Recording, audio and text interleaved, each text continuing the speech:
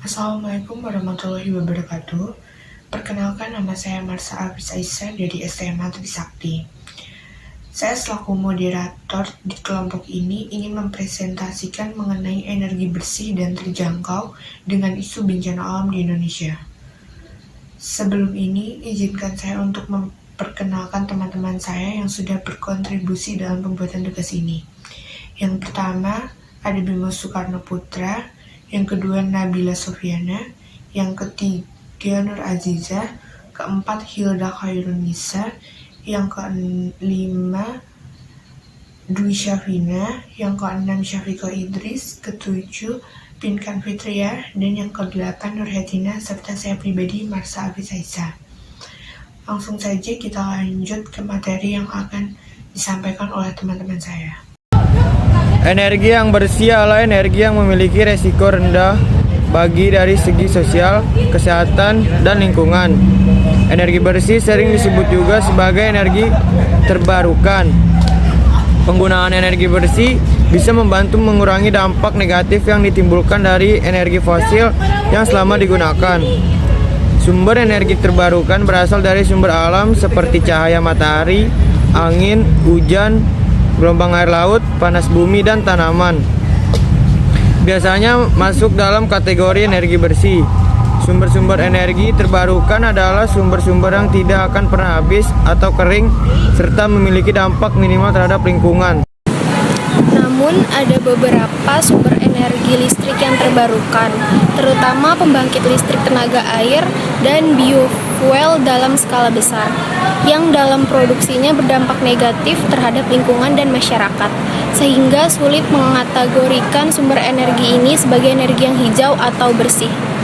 Indonesia termasuk negara yang memiliki tingkat energi bersih yang rendah. Sejauh ini Indonesia belum menjadi target utama investasi energi bersih bagi investor asing. Daya tarik investasi untuk energi terbarukan tergolong biasa-biasa saja, tidak ada yang menonjol.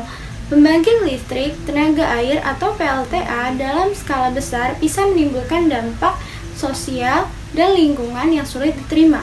Menurut Lembaga Swadaya Masyarakat International River, dalam jangka panjang adanya bendungan-bendungan besar dapat merugikan masyarakat, lingkungan, ekonomi, dan sumber daya perikanan akan hilang, sehingga dapat menenggelamkan lahan pertanian dan hutan yang ada.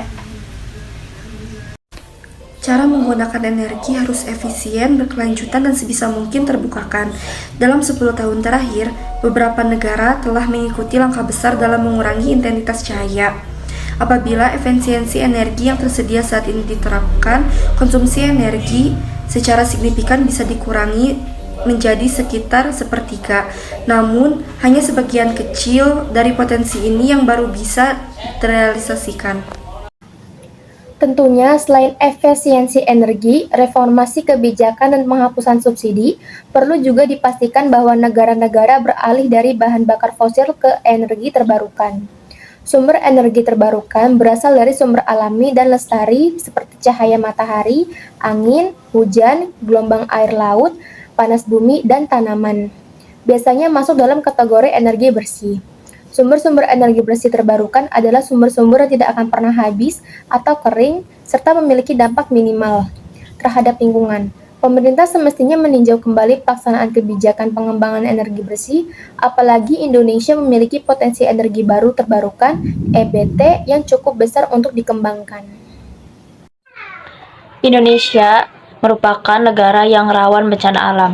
Contohnya seperti gempa bumi, tsunami, letusan gunung berapi, tanah longsor, banjir, dan angin puting beliung.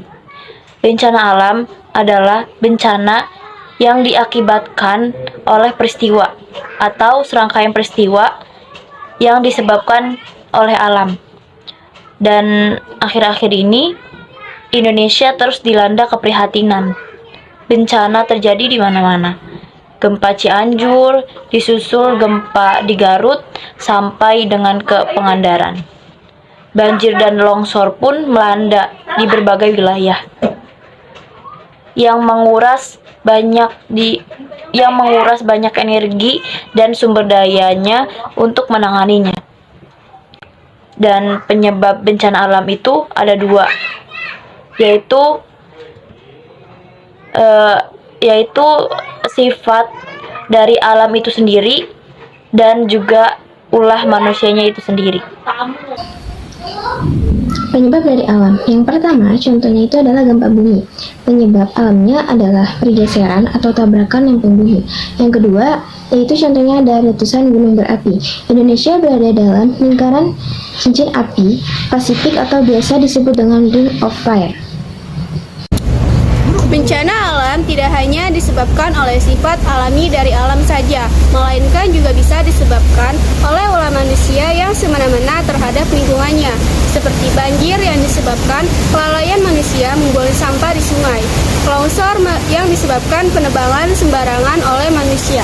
Sudah seharusnya kita sebagai warga negara Indonesia harus lebih waspada terhadap bencana alam ini.